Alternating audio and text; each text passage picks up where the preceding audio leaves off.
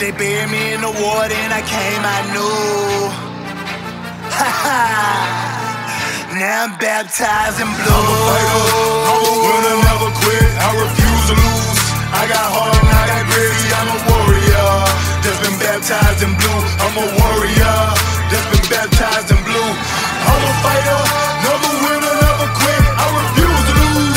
I got heart and I got grit. See, I'm a warrior that's been baptized in blue. I'm a warrior that's been baptized in blue. Welcome to the Changing the Culture podcast with your host, me, Autumn Clifford. As always, I'm very excited to have you here. If you loved that music, go to the end of the podcast, check out the whole song.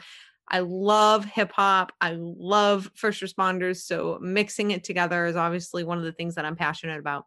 I'm really excited to bring you today's show. But before I do, I want to invite you to come and hang out with me in the Culture Shock Challenge. I am teaching you, I'm leading and guiding you on 14-day challenge on how you can ditch burnout, to be the most resilient person that you know, and to honestly really shock our culture, change the culture that we have for first responders. This is designed specifically for you. It's all backed by science.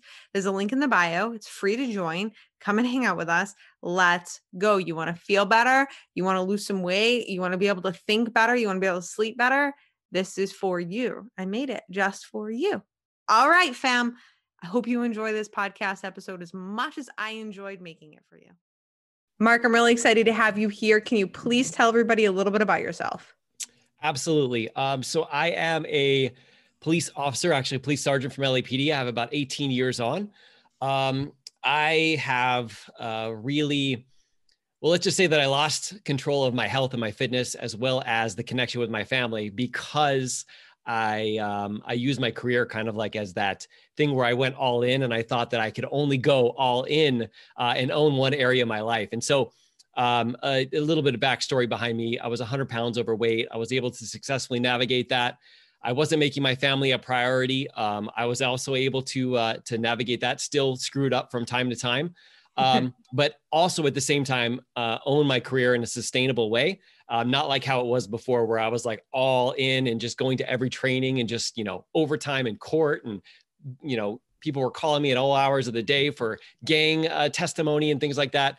And so I basically make it my priority to make those three areas, both my health and fitness, my career and my family, and just like own all of it as opposed to just picking one. I love that. So tell me about I'd love to hear a little bit about the health and fitness. Oh, for sure. So what happened was, I had become an LAPD officer. I was like working massive amounts of overtime, surrounding myself with other people who didn't make their family or health or fitness important. I was extremely overweight, but along with that was all the internal drama that I had. I was very negative. I was coming from just a very like, oh, woe is me, everybody's against me kind of like mentality. My mindset was a mess. My connection with my family was a mess. I was too exhausted. I would get end a watch, go home, sleep 3 hours, and then go back to work. And that took a toll on me, not getting sleep, not making my health and fitness a priority. And it was at that time that my son was born, Andrew. He's 11 now, but he was born 1 pound, 9 ounces. And I still remember the time I was a gang detective. And when he was born, he spent the first 73 days in the NICU. So my first child is born, and I had to leave him at the hospital and go home and then go back to work. And like, not only was I physically not ready for that, I wasn't mentally ready for that. I wasn't in a good place for that. And so I had like a breakdown. This is one of the many times that I saw a police psychologist to kind of like have to navigate and get beyond that. But it was also because I wasn't ready physically. And it was that moment that I was like, okay, like I got to do something different because I'm not going to allow myself to not be present and not show up for my son like he really deserved it. And so I didn't know what the hell I was going to do. I was like, I don't know what I'm going to do, but I'm going to do it until it works. And that's when I got into let me try everything on the planet until I found something that actually worked for me. And then once I found that, I surrounded myself with other people who were kicking ass, not only just at work, but also at home and with their health and fitness. And it just literally got me to level up and not use my excuses that I had used before. So it's kind of like, that was like that rock bottom point that gave me the push And I found something that worked for me. Do you think so, Mark? What do you think got you to rock bottom, though? I think about that a lot, actually, because now I help a lot of police officers, first responders with their health and fitness, as well as those other areas, right? And I think about that a lot, like what got me to rock bottom? Because I want to find out, like, if I can help them see and determine where their rock bottom is, like maybe they will make that change. And it was really just a thought. Like your rock bottom is just a thought in your mind. It's wherever you have decided you're not going to return to again. And it could be like literally any time, any point. You can be like, you know what, right now is my rock bottom. Or you can be like, let me postpone that a little bit until it gets worse. And it's just literally a decision. It's not like some magical place in the sand. It's like, I've made a decision that this is my rock bottom. And at any point you can decide to do that. So, and it's different for everybody, right? Absolutely. Do you think the job brought you there, though? I think I used the job as an excuse. I think I used it kind of like as a reason to not do the hard things. Because like when it came to my police career, like I was all in, I was like the go-to person. And I like being that person. I'm like a type A personality, kind of like you. I'm like, hey, bring me everything. And it was kind of like my way of escaping was like going to work so that I didn't have to do the hard stuff. Like, just taking care of my health, eating foods that are healthy, exercising, finding the time for my wife and kids and all that kind of stuff. It was just easier over here. So I think I don't like to blame circumstances, outside circumstances. It all falls upon me. So I'm a big proponent that, it was the job, but it's because I let the job kind of do that for me. Ooh, that's huge. So you got to dig me back to like, I need to know about LAPD. What can you tell me? See, I'm a little city cop over here in Maine. And when we say city in Maine, it is a joke compared to you guys. So I need to know, like, have you ever seen this movie Colors? Yeah. That's what I think about. Is that what your life is like? No, it's not. It's not at all. And I'm gonna pull back the curtain for you guys. It is no different than any other agency that's out there. Yeah. I'm just gonna say that. Like everybody talks about like all the training and stuff that we have. We just have more people, and we have a massive amount of people who just really get into training, going all over the world just to learn from other people. We're not some special little unicorn butterfly or whatever. Like people ask me that all the time. Like, oh my God, you're from LAPD. Like, wow, what do you guys have? Like, we have the same crappy computers as everybody else. We have the same crappy technology. We have we still don't make our health and fitness a priority. We have people who are 150, 200 pounds overweight. That's your partner. It's the same. It's like nothing is really any different. So I know that everybody likes to think that, but we are no different than anybody else. It's just that whenever like a big scandal happens, it could be anywhere in the United States, the LAPD badge is on there. Besides that, it's like always the same. Oh my gosh. What's the end of Watch that was filmed like at LAPD? That? Did you get to meet any of the actors? I did not get to meet any of the actors, but actually watching that movie now, some of the things that actually happened in there were a lot more realistic than some of the other movies and stuff that I saw. It actually looked like, hey, you know what? It looks like these guys actually know a little bit about like LAPD traditions and just police traditions in general. But no, I didn't get to meet any of them. Oh man. So you said that you're a sergeant on the road now? I'm a sergeant. Yes. Are you on the road? No, I'm in investigations right now. Good for you. But you did, So you did gang. You were in the gang. I don't know. What do you call it? It was the gang unit. Yeah. It's called the Gang Impact Team. Oh my goodness. What was that like? We don't have you have to understand, like in Maine, it's very not anything like what you're experiencing. There's a lot of the listeners on here are like little podunk towns. No offense, everybody. But I want to hear, like, what is that like? You must have seen some shit, Mark. I did some stuff that I never want to, that you can never take back, right? You can never unsee things. I mean, it's just, gangs was fun. That was like my specialty. I mean, there's 3 different specialties that people usually go off on down here. Number 1 is narco. Number 2 is vice. And number 3 is gangs. And gangs was my thing because, I don't know. I just love like how, and I mean, this goes back to even to when I was in college, and a lot of the things that I was studying is like how people interact in groups and how that brings out a different version of that person. It's kind of like the inauthentic version of it.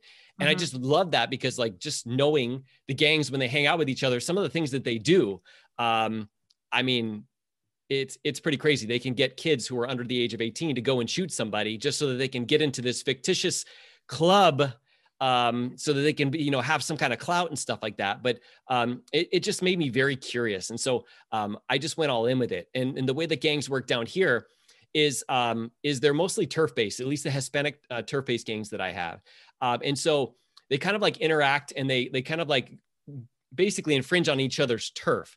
And so what you do is you break down the division that you're in based off of the turfs, and then you assign officers to that specific gang. Wow. And so the gang that I was in charge of, basically your responsibility is to get in really close with them. Not like getting in close like friend, but like when they see you, they're like, oh, hey, Hildebrand, what's going on kind of thing. Because sometimes you're going to need information from them and vice versa. And so I would get in really close with them, so close that when they committed a crime, they wouldn't tell anybody. But if I walked in, they would be like, oh yeah, hey, this is what I did and all this kind of stuff. And what's funny is when you get in that close and then they do some kind of violent crime, they bring you into court and you testify in terms of like the gang, how you know this person is a gang member, but then also like the history of the gang.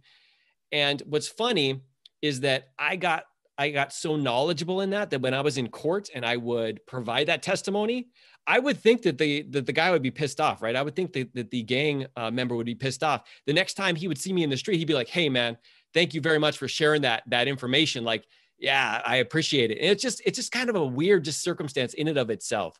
But it made me very curious because I always like to ask myself, like, why would somebody do something like that? And so I just got in deeper and deeper to it. But yeah, it was probably the most fun 5 or 6 years of my career. Really? Yeah. What made you decide to become a cop? My dad, he was a cop. We would always like watch all the cop shows.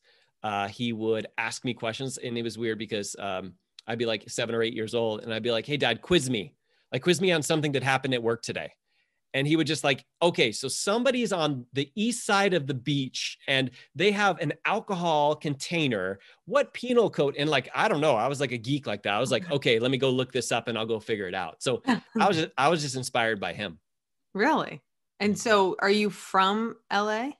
So I was actually born in Pennsylvania. No shit. Your side. But I moved out here when I was like 5, 6. My dad had this great idea to move to California. Not the greatest idea. No. But he moved out here. And then he decided he was going to join LAPD. And then it was around the time of the Olympics. I just remember that always being a big theme. And yeah, it just inspired me to get on, to basically follow him. To get into the Olympics. No, not to get into the Olympics. No. Hell no. I'm not in the Olympics. To join LAPD. Well, I was thinking about that. I'm sorry that you said that. And I started thinking of like the year 2000, because it wasn't the year 2000. I don't know. You guys might. Does anybody here know that? Do you know? Was that when? I know 84 was when they had the Olympics in California. No shit. Yeah. No, I'm way too young for that. That was before I was even born. Oh my God. Look, I'm aging some people on this call right now. So Mark, tell us, I'd like to know, like, what do you do specifically for your health and fitness? So you said 100 pounds. Mm-hmm. Yeah, that's some shit. And you've kept it off, obviously. Yeah. It's been about 8.5 years now that I've kept it off. Are you doing keto? Say it again. Are you doing keto? I'm not. So here's the thing. Everybody and their mom, especially after they see me in like before and after pictures, they ask me that. I mean, I'm looking at everybody right now and they're like, oh, what is he going to tell me? What is he going to tell me? What's the secret? Oh my God, I just want to jump all in, even though John's shaking his head. So no, there is no magic trick or anything like that. So here's kind of what the direction that I take this is. It is all, and you know this too, Autumn, it's all about mindset.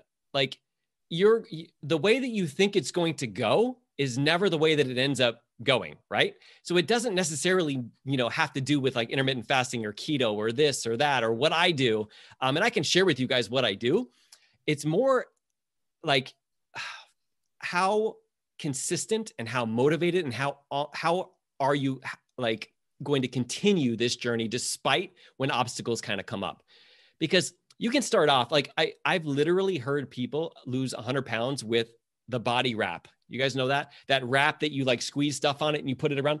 How in the world could somebody lose that kind of weight with it? And it has nothing to do with the tactics. It has everything to do with the mindset, because what happens is if you're like, hey, my kids need me to be on my A game, I need to show up, I really need to put in the energy and effort. You might think it's the wrap, but no, it's probably like the 42 other things that you're doing, because you have this mindset of like, hey, this is like, if I do this, it's going to impact everybody that I, come into contact with. And when you have that kind of mindset, it doesn't really matter what you do. Yeah, the tactics are important, but more important than that is it's just the mindset. So I tried a million different things, and it's not that those things don't work. It's that they don't work for me, So so many people are like, oh man, keto has really worked for my friend, so it's got to work for me. And then it doesn't work for you. And you're like, oh man, I must suck. And it has nothing to do with that. It's like everybody has a thing that's going to work for them. It depends on how motivated you are to keep looking until you find that thing. That's kind of like what in the beginning, when I was like, I have no idea what I'm going to do. I'm 100 pounds overweight. I can't show up for my son the way he needs me to be showing up for him right now. I'm just going to find something. I don't know what it is. And I tried like 42 different things, including like Tai Bo and that stupid Chuck Norris thing where you're like doing that home gym. I had that too. I've had all those things. All right. And they didn't work. And I've seen people that it worked for. And so I was just on that constant pursuit until I got into what I do now. So I hope that was answer to your question. It was. And I have a lot more to say, but I want to tell everybody a fun fact. So I'm a 2nd degree black belt. So my sensei, the Tai Bo, was it Tai Bo? The guy who would do that is Billy Blanks. Yep. My sensei beat him in a karate match. Cobra Kai fucking 3, motherfuckers. No. But anyways, I just found out, Mark, have you watched Cobra Kai? No. Okay. You need to go on Netflix and you need to watch Cobra Kai.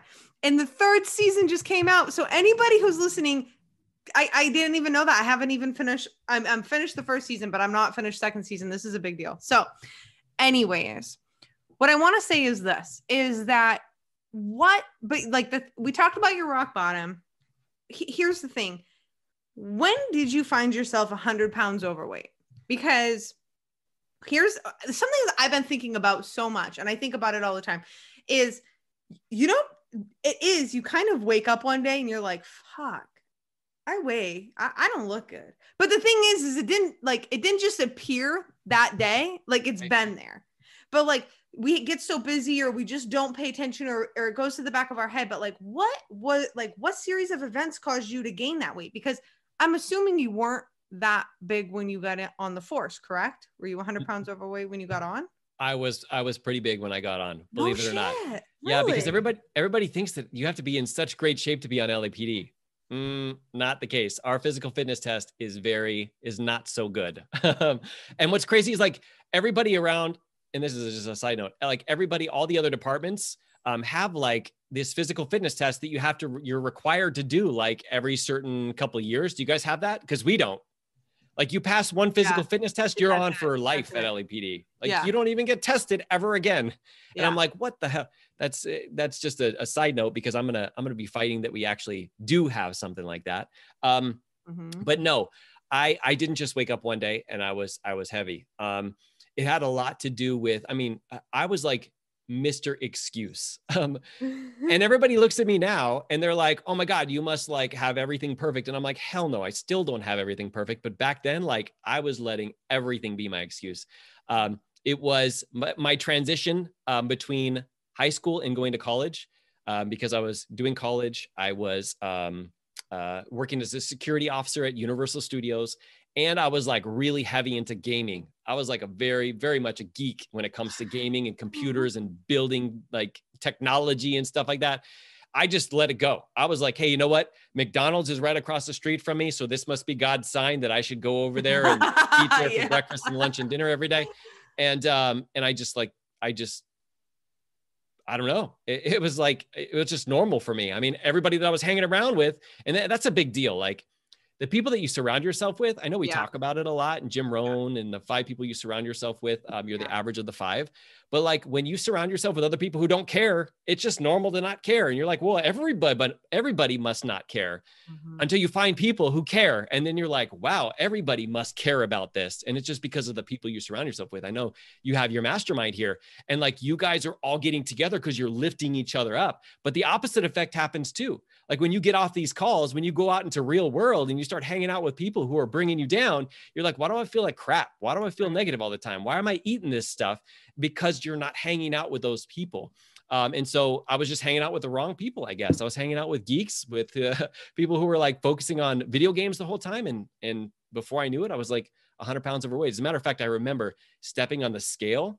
It said 267. Wow. And I was like, 267? Is there somebody else on here with me? And it was, I mean, I got out of high school and I was like in the 160s, like crazy. And I'm like, what in the hell happened between like these 4 or 5 years? And yeah, what was funny is that didn't matter. Like I still didn't make that my rock bottom, right? I still went up and down the weight, got onto LAPD, then had my son. And then that was like my rock bottom, because for me, I guess, and this might be for all of us, we'll do things for other people more than we'll do things for ourselves. And so 267 was like, this sucks, but yeah, it's just me who's really, the person who's paying for it, nobody else. But then you bring my son involved, and I'm like, hell no, I'm not going to be able to, let him down. You think that, so that was your motivation? Was your son?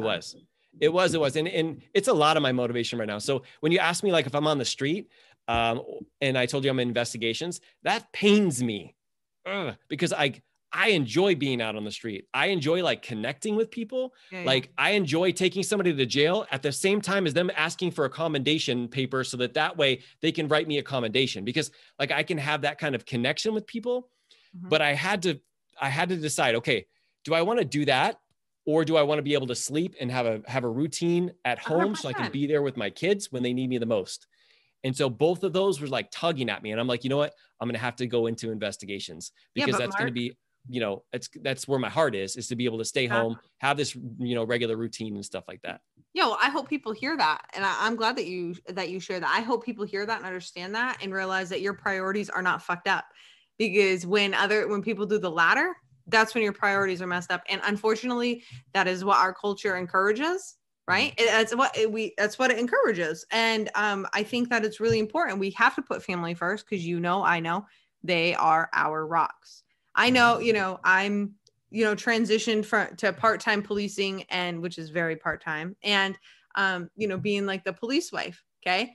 And I'll tell you right now, like my husband tells me all the time, he's like, holy shit, I could not do this without you. Like, nope. And I'm like, yeah, this is a lot. Like police wife life is a lot of work. And, unfortunately we take our spouses for granted. We take our family. Oh, they'll be there. And you know what? One day they might not be. And so, bravo to you. That makes me really happy. And I love that you just highlighted it. I think it's really important.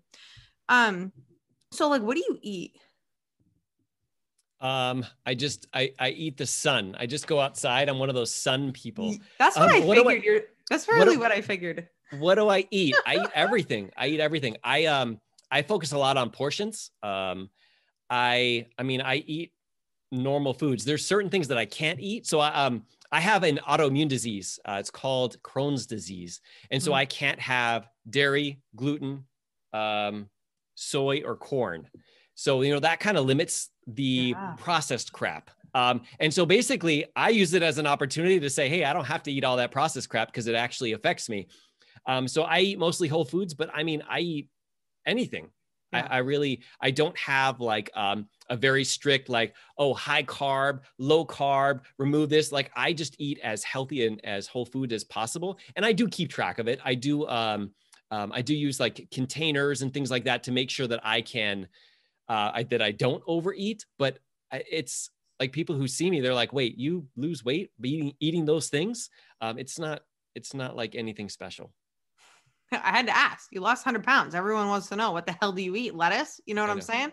Yes. No, I love food, and I literally think about it the entire day. So I need to actually enjoy the food that I eat. And it was just a matter of, first off, getting into the right mindset. Like I used to think that, oh, if I'm going to eat healthy, it's going to taste like crap. I'm not going to enjoy my life because I really love food. And it was like switching it of like, okay, how might I enjoy food and actually get results from it? And I'm like, you know what? I'm on a mission to freaking find that. And I found that. I mean, I found things that I actually do enjoy. And people are like, are you serious? Yeah, there's millions of different ways of eating vegetables, of eating fruit, of eating like all the healthy things. It's just a matter of like being willing to go out there and try different things. That's so true. So like, so you are a Beachbody coach, right? Yeah, that's one of the things that I do. Yep. So what I was telling you ahead of time, and I want everybody to hear this. So when Beachbody is how all of this started for me. When I was in my cruiser in 2014, kind of hitting my rock bottom. I got into Beachbody late 2014, or it was like right early 2015. And I signed up, and the trainings or that personal development really changed my life. And then I'm sitting in my cruiser and I worked overnight. So I worked 11 p to 7 a, and all of a sudden you come on like a Monday, like what do they call it? Monday morning motivation, or Monday wake up call, Monday morning wake up call. Yeah. And I heard you and I was like, whoa. So it's kind of cool, kind of full circle that you're on my podcast right now, because that changed my life. And the foundation that Beachbody laid for me, as far as exactly what you said, I mean, who you surround yourself with is so important. And I think as first responders, like we need to take this into consideration. We see hell, LAPD, I'm like preaching to the choir here, but like we see the worst shit ever, we see the worst, we see the worst, what do we say? Like 95% of the population, check that. We see like the worst, like 3 to 5%, not 95. Wouldn't that be bad? I hope that's not the case. But anyways, what I'm saying is like, we have to really remember who we're surrounding ourselves with, because what do we want to do? We want to go and hang out with the people we work with, and, and all this stuff. And what do we want to do? We want to talk shop, and we want to talk about all this shit that we, have choir practice and do all this stuff. But Beachbody really got me to think outside the box. And Beachbody introduced me to Tony Robbins, who completely changed my life. Darren Hardy. That was the first personal development book I ever read, was Darren Hardy. I have it over here. The Compound Effect? Yes, The Compound Effect. Exactly. That was my first book too, believe it or not. Yeah. And anyway, so can you tell me like one of the things, like tell us about that. Like maybe that, maybe someone's looking to like have their own business. Like what would you suggest? Great idea, or a great question. And that's exactly how it got started with me too, is the personal development and personal growth. Because after I had lost the weight, I kind of came to this realization like, hey, I owned this area of my life, but like what other areas can I still own? Because like I can always grow, not because I'm broken, but because I can always be better. Yeah. And that's what personal development, like like I said, that was the first book that I read, was The Compound Effect. And then I started to go into other books, and I started to surround myself with other people. And I said Beachbody is one of the things that I do, because just like you, like I have my own mastermind team for the same exact reason, is because I want to surround myself with people who are going to hold me to it. And I'm sure you realize this too. Like a lot of times people think I create mastermind teams for other people. And I'm like, hell no, I want to learn. I want to grow. That's why, I want to interview people and talk to them and like get the secrets and find out all. I'm like, I need to like constantly grow. I'm never going to achieve this level where I'm like, hey, I'm good enough. I'm not going to tell my son, hey, I'm a good enough dad. I'm like, no, hell no. I'm going to learn as much as I possibly can to keep on growing. And so like, that is what sparked it, was the Beachbody thing, to actually create my own mastermind. But creating your own business is freaking awesome, because, you have so many opportunities to really help make an impact on people and make some money on the side from it as well. Of course, if you come into a business only wanting to make money, you're not going to be very successful. But if you have this like passion for like, I have something and I want to share it with them, whether it's like Beachbody health and fitness, or you just like connecting with people and having like masterminds. It's like literally you put people in the room who are higher level people and you talk about higher level stuff. You naturally will have the same expectations of everybody, and you'll be held to this higher standard. I mean, there's so many different opportunities that are out there, and anybody who has like that entrepreneurship bug, like starting out in something like that, like multi-level marketing, is a great foundation for you to like, everything's already created for you. as opposed to saying, hey, I'm going to start a business. Oh, wait, I got to do accounting. Oh, wait, I got to have a product. Oh, wait, I got to do this. I got to do marketing. It was a great way for me to like get that stepping stone in. And it's also given me the opportunity of now making this little pivot and actually creating my own thing, just like how you've done. So, yeah, I feel the same way. I didn't even realize that was your where you started off as well. Yeah. And I feel, I just want to say this, and it's not because, I mean, it is because you're here, but it isn't. The thing is that I highly recommend like anybody who's like thinking like exactly what you said. Like if you, because a lot of people come to me, they're like, yeah, I want to start a business, but I don't know what I want to do. And I always am like, well, go find some multi-level marketing, go find a product to sell or something, because I'll tell you, you know, I will say, I will pat myself on the back. Like I've come a long way in these last 5 years of being a coach, and I've really, really honed in on my skills. Okay. And I've gotten really good, but I started with Beachbody. It started with helping men and women lose weight. And you know, that people don't realize what a sensitive topic that is. Like when somebody is coming to you because they are 50 to 100 pounds overweight and everything they tried hasn't worked, you have got to learn how to talk to these people. And you can't just pull the whole, like, you know, wow, you just eat less, work out more. You know what I mean? No. So yeah, I highly recommend that. Where can people find you? I want to tell them right now.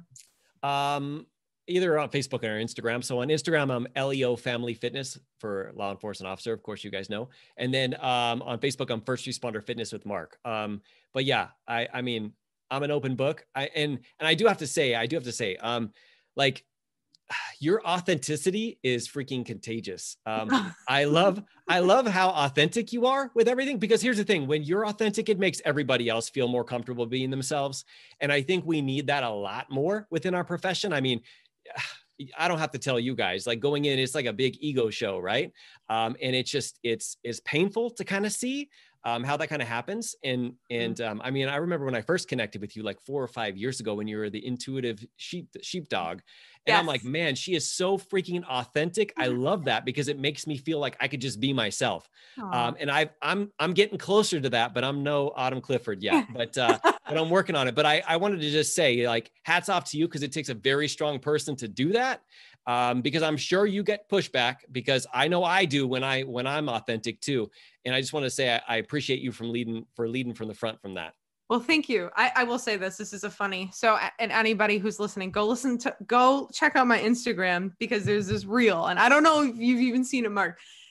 So I've made some reels that have gone viral, like viral for Autumn. Okay. 100,000 views. And that, to me, that's a big deal. Okay. Yeah. When you have like 6,500 followers, that's a big deal. So, there's this one reel, and it was a music. It's a Run DMC. It's tricky.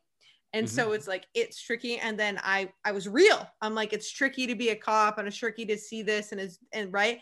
And like, I'm being funny, and the trolls, they're like, somebody come get their mom. Like, I'm like, bitch, you know, and I'm just kidding, but it was funny. But anyways, you're right. I do get shit on a lot. I really appreciate your compliment. Here's what I want everybody to know. They don't know this about you yet, Mark, is your wife, actually, this is like a whole family affair, like being in shape. Like, talk to me about that, because do you think that from you being a police officer, do you think that this must be a huge, like, it must have really brought your relationship together closer? Big time. Yeah. I think a lot of times, and I don't know how many Leo wives we have on this. Quite a few. Okay, good. Because I've recognized that a lot of times with my friends who are police officers, they make their health and fitness a priority, but not their wives. Like, they don't give them the time. They don't come home to like watch the kids. They don't give them that space. And I think that's painful, because, you know, both you guys have to work in conjunction. You want to both actually be healthy and be the role models for your kids. But back when I started to lose weight, I was kind of pushing her into like, oh, hey, come to the gym. Oh, hey, do this. Oh, hey, do that. And she was like, hell no. So she was running the opposite direction. And I decided, you know what, the best way for me to get somebody else to take action is for me to model behavior that I want to see in them. And so I had to start doing it. And after I started doing it, like, she started making her way out into the garage and started doing it with me. And it gave us this opportunity of connecting. And I hear this all the time too, like, oh, I don't work out with my wife. And I'm like, why? Like, do you not love the woman or what? Like we specifically make a time in the morning before the kids wake up where we get to go in there and we can work out and stuff. And I'm not going to lie, I have her about 4 or 5 feet in front of me so I can get a little motivated while I'm working out. But it's like, it has definitely connected us because she's seen amazing results. And what happens is like, we kind of play off of each other, meaning like we have more energy now. We have more like positivity. We have like, and so it's just like, when I'm more positive, she's more positive. It just grows. And then of course the kids see us and they're like, oh, mom and dad are outside exercising. That's just what you do. That's a part of life. Yeah. And, oh, they're just making this food. That's just a part of life. And my son is probably going to get beaten up when he goes back to school because when kids have like Cheetos and things, he's like, oh my God, you eat Cheetos or you eat McDonald's? Oh my God. And I keep trying to tell him like, that's that. I used to eat that too, buddy. But like just modeling that behavior has like transcended to even to our kids. But yeah, after a certain amount of time, my wife saw me taking on this coaching and she's like, hey, what if I started to do that? At the time she was working full-time at a hospital. She was in the administration portion of it, but she was like 12-hour shifts, 5 days a week kind of thing. Can you pause? Yeah, what go ahead. the fuck is up with us cops and nurses? I'm just gonna say, like, it is so true. I don't know. Okay, I don't know. So yeah. So she was like, hey, maybe I should give this a try. And so she started to do it. And what she did is, so I would help police officers initially, and she would help the wives. And so we would have like these 2 separate groups of people. I would help the husbands and the female police officers, and she would help just the law enforcement officer wives. And it got to the point where we were like, hey, you can leave your job and you could just do this full time. And she really wanted to be able to spend more time with the kids at home. And she's like, all right, let's do it. And so she came home. It's been about 3 years now. And now I'm working my way out of my career. So that way I can do this full time at home. But of course it's given us this ability of like connecting better at home. I mean, there's just so many things that have happened because I got started with my health and fitness. You don't even realize the things that it can be impacted. And just by like making a simple decision as that. And for me, it was P90X. It was like, I'm going to do this thing called P90X because I'm a cop and I got a big ego and I'm going to prove that I can do it. And literally it turned into all of this. And I'm like, holy crap, just that one little decision. I still even remember when I was thinking about doing it. I can still remember thinking, should I do this or not? And I'm like, man, I cannot imagine what life would be like if I hadn't done that. And you outline such a good point. That's the epitome of the compound effect, right? It's like you just made one decision. You didn't make this decision to go and like this, be this coach and do all these things. And you just decided I'm just going to do P90X. And then all of a sudden like shit just like, started falling into place. And I think that's really important for people and our listeners to understand is that, especially it's the same thing with me, you guys. I didn't know I would end up where I am, full-blown business, replaced my full-time income, doing big things. We're growing, we're doing better and all this stuff. Like I didn't know that, I didn't know that. I just made a decision. And I'll be honest with you, that decision for me was, I'm going to do a 21-day fix because my ass was not doing no 90-day shit. I was like, no. I need 21 days, 30 minutes a day. Boom, done. Containers for my food because just like you, I love food. And I'll be honest, that was so life-changing for me and on patrol, especially because I just put all that shit in my, in my lunchbox and like people loved my containers. They loved them. Like, Autumn, what are you eating? I'm like, oh, my purple container, stay away. Like my green container, So I think that's really important. You just made one decision and look where it's got you. And I want, again, I'm going to underline this for everybody. What is the one decision that you need to make that you are afraid to make? And really think about that because it doesn't need to be this big thing, but there's just one small decision that you need to make. And you've been thinking about it because guarantee, Mark, you had been knowing you needed to get your ass into gear. Yeah. Same way with me with different things. I've been knowing it. I know it. I knew I was slipping, but I was putting it off. So Mark, This has been an amazing conversation. I know I go everywhere in these conversations. I always I forgot to tell you to brace yourself, but I always usually tell all my podcast interviewees, I'm like, just brace yourself because I love to go everywhere. So tell everybody, I know you said, but in the middle, but I want you to tell us again, where can we want to come and hang out? Where can we come hang out? All right. So LEO Family Fitness on Instagram or First Responder Fitness with Mark. I got ton of free stuff, ton of free resources. They can connect with me, whatever. Just tell them Autumn sent you and I'll help them out as best as I can. I appreciate that. Mark, we just had 2 questions come in real quick and I just want to go over them with you. An officer wants to know what is LAPD's policy with taking time off for births of your children? So within a year, you can take off, I think it's up to 2 months, 2 to 3 months of bonding time is what it's called, no matter if you're a male or female, but you have to take it within a year of the child being born. Wow. That's amazing.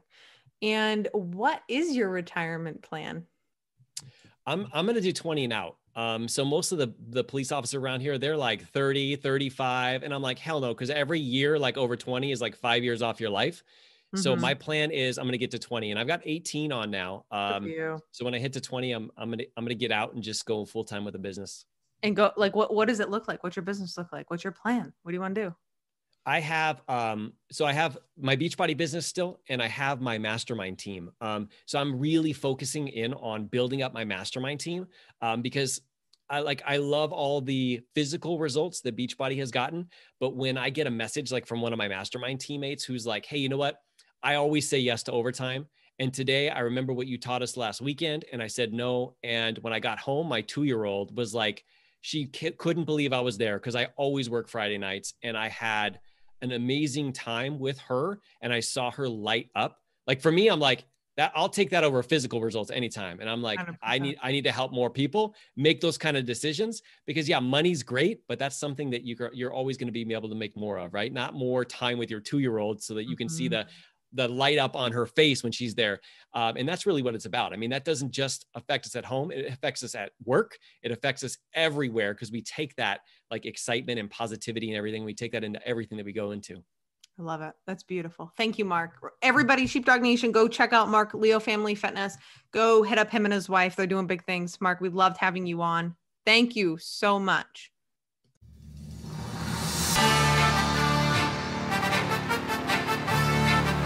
They buried me in the water and I came, I knew. Ha ha. Now I'm baptized in blue. I'm a winner, never quit. I refuse to lose. I got heart and I got grit. See, I'm a warrior that's been baptized in blue. I'm a warrior that's been baptized in blue. I'm a fighter, never winner, never quit. I refuse to lose. I got heart and I got grit. See, I'm a warrior that's been baptized in blue. I'm a warrior that's been baptized in blue. They buried me in the water in the Holy Ghost. I came out with a badge and gun and a heart that said never run. I signed up for a job you wouldn't dare to do. This ain't no green screen movie, don't compare the two. We look at your actions in the elements and everything relevant. If they line up, prepare to pay the consequence. You do dirt, you get cussed, no bluff. It's ignorant to think we will shoot with your hands up if you the police. You feel the world is against you, like every call you go to, people trying to tempt you. Well, Hail Mary, Hail Mary, Hail Mary. I ride on the devil, I ain't scary, and I ain't worried. You want my life, come take it, it's gonna be a fight. I take you to the light, like Will and Bright. I wouldn't expect you to understand what I do, only the thin blue line, cause they baptized in blue. I'm a fighter, I'm a winner, never quit. I refuse to lose. I got heart and I got grit. See, I'm a warrior that's been baptized in blue. I'm a warrior that's been baptized in blue. I'm a fighter, never winner, never quit. I refuse to lose. I got heart and I got grit. See, I'm a warrior that's been baptized in blue. I'm a warrior that's been baptized in blue. I can't explain the pain when I see a name on the wall. All I feel is rage, put me in a cage, let me brawl. Sometimes I can't help but cry, like why did he die? I know it was him, but it could have been I. What about the kids? What about the spouse? Yeah, now who gon' put food inside them babies' mouth? It's It's a bigger picture when the officer down.